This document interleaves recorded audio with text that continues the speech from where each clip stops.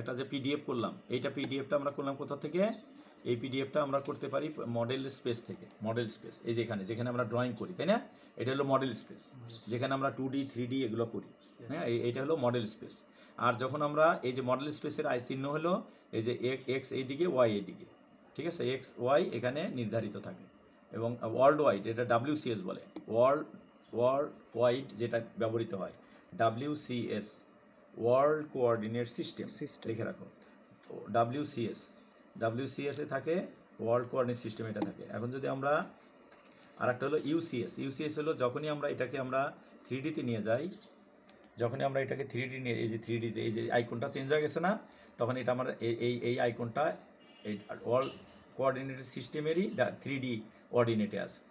এই যে এক্স অক্ষ, ওয়াই অক্ষ, জেড অক্ষ। এটাকে হাত দেখাও, এই যে আমার এই যে রাইট হ্যান্ড রুলের হলো এইরকম। এইটা আমার এক্স অক্ষ অলওয়েজ, আমার হাত যেমন চেঞ্জ হবে না, রাইট হ্যান্ড রুল এইটাই রুল, মানে ওয়ার্ল্ড ওয়াইড এইটাই সিস্টেম। এটা এক্স অক্ষ, এটা হলো ওয়াই অক্ষ, এটা জেড অক্ষ।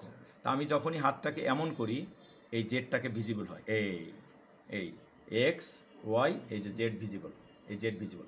আবার যখন আমি এই দিক থেকে তাকাই, তখন জেডটা 0 হয়ে যায়। এই যে যখনই আমি এইদিকে আমার ফ্রন্টে আনি, তখন জেড মানে এর হাইট, লেন্থটা বোঝা যায় না, তখন আমরা শুধু প্ল্যান ভিউ দেখি, এই যে এক্স আর ওয়াই দেখি। আবার যখনই আমরা প্লেন চেঞ্জ করি, তখনই জেড আসে। এই যে যখন আমরা এখানে দেখতে পাচ্ছি, তখন এক্স ওয়াই জেড আসছে।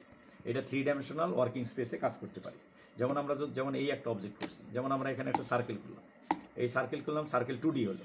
যদি আমরা প্রপার্টি চেঞ্জ করে দিই, যেমন লেখো CHPROP, change property, CHPROP, change properties একটা কমান্ড, 3Dতে নেওয়ার কমান্ড। এন্টার দাও। এটাকে যদি সিলেক্ট করি, এন্টার দিই, এর যদি থিকনেস চেঞ্জ করি, দেখো এর কিন্তু একটা জিনিস আছে, থিকনেস আছে। এই থিকনেস করি, তাহলে এই থিকনেসে লেখো, থিকনেস দাও 20 ফুট, 20 ফুট, ফুটের চিহ্ন দাও, এন্টার। এটা 20 ফুট হাইটে, এটা একটা বডি হয়ে গেল। যেমন আমরা তেলের ট্যাঙ্কার এটা ওটা করতে পারি না, তখন এই সার্কুলার অবজেক্টে একটা, এটার আবার উপরে সারফেস দেওয়া যায়, নিচে সারফেস দেওয়া যায়, দিলে তোমার এখানে পাইপ টাইপ এটা ওটা করতে পারো। যেমন এখান থেকে যদি এখানে পাইপ করতে চাই, তখন আমি পাইপটা তো এখানে করতে পারবো না। নর্মালি আমি এখান থেকে পাইপের জন্য মনে করো যে এখান থেকে করলাম, এই পাইপটা করলাম, এটার থিকনেস আমি দিলাম নাকি, এটার থিকনেস আমি ওই একইভাবে চেঞ্জ করলাম, তখন একটা পাইপ হলো। কিন্তু পাইপটাকে যদি আবার এর সাথে ঢুকাইতে চাই, তখন আমার এটাকে অ্যাক্সিস চেঞ্জ করতে হবে, রোটেট 3D করতে হবে। এইগুলো 3Dতে কাজ, মানে এটাকেই আমরা অন্য অ্যাক্সিসে নিয়ে কাজ করি। যেমন আমার টেবিলটা আছে, টেবিলটা নর্মালি আমরা টপ ভিউ আঁকি, আমরা যে প্ল্যানে যেগুলো আঁকতেছি সবই টপ ভিউ। যেমন আমার এখানে আছে টপ। এখন যদি এই দেওয়ালগুলোকে তুলতে চাই, যেমন এই দেওয়ালগুলোকে যদি আমি একটু তুলতে চাই, তাহলে ওই যে আমরা চেঞ্জ প্রপার্টিস দিয়ে করতে পারি। দেখো CHP, এটা দিয়ে জাস্ট দেখাচ্ছি তোমাদের। এন্টার দাও, চেঞ্জ প্রপার্টিস। আমি মনে করো এই টয়লেটটা উঠাবো, তাহলে এই টয়লেটটাকে, এই দেওয়ালটাকে আমি সিলেক্ট করলাম, এন্টার দাও, এন্টার। এখান থেকে আমরা থিকনেস দিলাম, টি লিখে এন্টার দাও। এই থিকনেস দিলা, থিকনেস দাও, মনে করো যে এটা আমরা বোঝার জন্য 5 ফিট হাইট দিলাম, 5 লিখে ফিটের চিহ্ন দাও, এন্টার, আবার এন্টার। দেখো এই আমার টয়লেটটা হয়ে গেল না? এই যে আমি ক্লায়েন্টকে বুঝাইতে পারি না যে এই যে আপনার টয়লেট, হ্যাঁ, এইরকম তাকে আমরা এই 3 ডাইমেনশনালি এই আইডিয়াগুলো দিয়ে, যে দেওয়ালটা উঠে গেছে। এখন যদি আমরা এটাকে শেড করতে চাই, SHADE,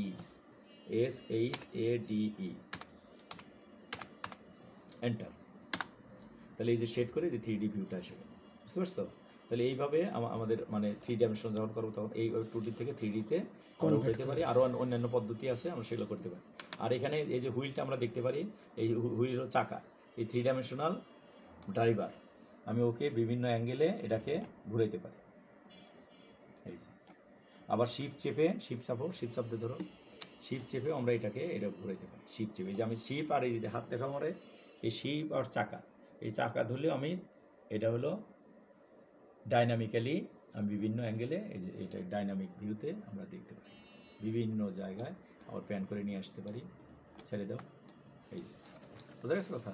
তাহলে আমরা এইভাবে আমরা যে প্রপার্টিসগুলো চেঞ্জ করতে পারি। তাহলে এটা ছিল আমরা এই যে আমরা যে এনভায়রনমেন্টের চিন্তা করলাম, এটা হলো কি বলে যে মডেল স্পেস। আমরা আলাপ করতেছিলাম কোথায়? Model space. তাহলে আমরা যে 2D 3D করতে কোথায়? Model space. ক্লিয়ার একদম মডেল স্পেস? তাহলে আমরা ক্লিয়ার করে দিলাম, মডেল স্পেসে আমরা 3D করি, 2D করি, সবই করতে পারি। আর পেপার স্পেস হলো এইখানে, এই যেখানে পেপার লেখা আছে না, লেআউট, লেআউটে ক্লিক করলেই সাথে সাথে কী হলো, এগুলো একটা পেপারের মধ্যে এসে গেছে। এবং এইখানে আবার দুইটা স্পেস, একটা হলো আমি যদি এখানে ডাবল ক্লিক করি তখন দেখো আমার এই 3D আসছে, তাহলে আর এইটা যদি ক্লিক করি এটা পেপার আসছে, যে কাগজ। কি সুন্দর না? তাহলে আমার একই এইটাকে আইডিয়া কি তোমাদের ক্লিয়ার হইতেছে? অর্থাৎ আমাদের ওই ভিউটাই এই ভিউ, এটা হলো মডেল ভিউ। এই যে এটা হলো ডাবল ক্লিক করলে এই যে মডেল ভিউ, দেখছো এটা মডেল, এই যে মডেল, অর্থাৎ এই যে দেখো সবই আসছে না, you are getting model inside paper space or nothing. হ্যাঁ, আবার যদি এখানে ডাবল ক্লিক করো তাহলে এখানে পেপার স্পেস, এই যে পেসে এখন আর 3D হবে না, 3Dর আইকনও নাই আর ইউসিএসও নাই। দেখো এখানকার এই যে আইকনও চেঞ্জ হয়ে গেছে, এই দেখো এই যে কোনারে দেখছো আইকনও আর নাই, এক্স ওয়াই নাই, এই যে রাইট হ্যান্ড রুল ফলো করতেছে না, বুঝছো? এটা তখন একটা কাগজকে ভাঁজ করে দিলে যা হয়, এই যে একটা কাগজকে দেখো, এই দেখাও, এই যে কাগজকে ভাঁজ করলে যেমন কাগজ বন্ধ, মুখ বন্ধ। হ্যাঁ, কাগজ বন্ধ মানে কি তোমার সাথে কথাবার্তা নেই, আর কাজ হবে না, কাগজ অফ, ফাইল অফ, বুঝতে পারছো? এটা কাগজ ভাঁজ করে দিচ্ছে, যে কাগজ ভাঁজ, আর তোমার মডেলিং ডিজাইনিং লাগবে না, বাদ। এখন তুমি কি করো, তুমি এখন নিয়ে প্রিন্ট করতে পারো, আমরা কাজটা করে দিচ্ছি, নিয়ে যান এরকম প্যাক্ট। তাহলে আমার যখন মডেলের কাজ হবে তখন আমরা পেপার স্পেসে আসবো। পেপার স্পেস কোথায় আসবে? লেআউটে ক্লিক করবো, লেআউটে ক্লিক করলে এরকম আসবে।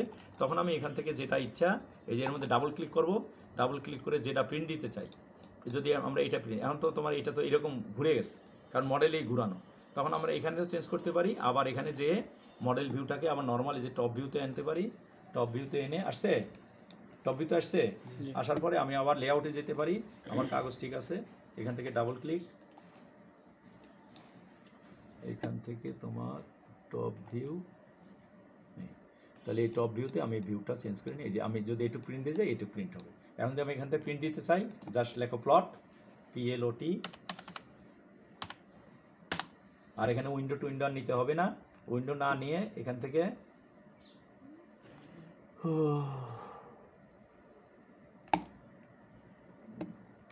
আবার লেখো প্লট, এন্টার, এনে বলছে কন্টিনিউ, এইটা দিতে হবে, দিলে তখন এখান থেকে আমরা এখানে কিন্তু এখানে আবার শুধু PDF লিখলেই হবে, ওই DWG এটা না, এটা PDF, আর এখানে উইন্ডো নাই, উইন্ডোটা আর করবো না, উইন্ডো না করে লেআউট আসছে, plot hot to plot layout লেখা আসছে, এই যে অটোমেটিক লেআউট লেখা আসছে, এই লেআউটটা এখন প্রিভিউ দিলেই এই লেআউটটা এই প্রিভিউতে এসে গেছে। তাহলে অর্থাৎ এখানে আমরা ওই মডেলে কি করি, উইন্ডো করে যে কোনটা দেবো প্রিন্ট সেটা করি, আর লেআউটের সময় লেআউটে সেট আপ করে তারপরে আমি প্রিভিউ দিই। ঠিক আছে, অফ করো।